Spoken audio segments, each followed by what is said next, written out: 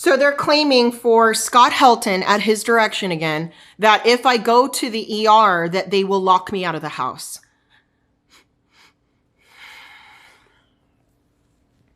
I need to go to the emergency room at Mercy where I was already seen.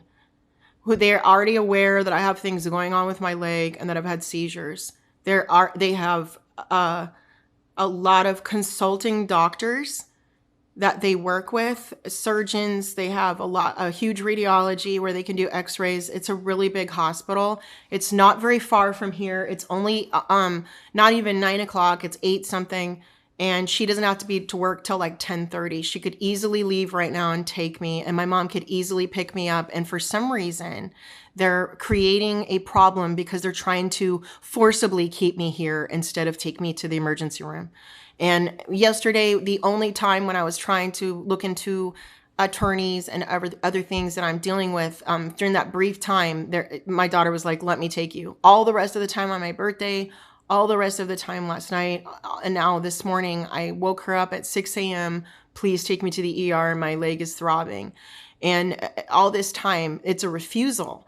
And that's not normal. It is not a normal thing to refuse me to be able to go to the emergency room with what feels like my bones moving around and a re-stress fractured leg on my tib and fib. That it's very painful. I have a space boot on, but it's tremendously painful. It's throbbing. Tylenol is not helping it. I've been throwing up on and off for several days, and I need to go into the ER, not an urgent care that is, for cuts and bruises, but actually into the emergency room where they can do what needs done if necessary on a broken limb. If that's what's going on and there's hairline fractures in there from being re-stress fractured, why am I being forced to suffer for days with it and just take on the pain and push through? It is deeply, sadistically, torturously painful. And I don't even know how else to explain it. I love my daughter. I don't know why my mom's pulling her into the room and telling her, don't take her to the emergency room at Mercy. Just take her down the street and drop her off and I'll pick her up. There's no reason not to take me to the actual hospital unless they're trying to cover up that this happened to me. I wasn't going to say anything. That's the bottom line. I just want to go into the ER where there's radiology and surgeons in case that's what's needed. Otherwise, I would have just gone to my doctor's appointment. So this is a priority because it's painful and they can't just take care of it at a doctor's appointment or the basic urgent care. The emergency room is what is the facility that has everything there to deal with this kind of injury. So there's not really anything to debate. I'm my own person. I'm allowed to call an ambulance or ask a neighbor if I need to go into the emergency room. And they're saying, again, like happened to me last night when I was left 3 days out in the heat, that I would be locked out. And that day I woke up to go into the ER. And I ended up just trying to go to the urgent care. That was my first priority that morning. And I got locked out. So 3 days, I almost died.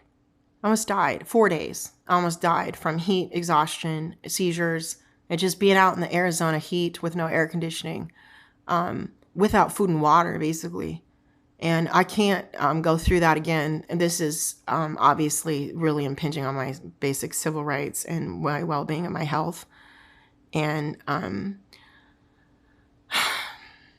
I love my daughter very, very much, and I'm not, going to keep repeating that, but I need to go into the hospital and have my legs seen properly in a facility that is prepared to do something to resolve it. I don't want pain medicine. I want a resolution to the injury and to understand that I'm walking on a leg with a space boot, yes, but, having to mostly not walk on it, but having to deal with a re-injured broken limb repetitively.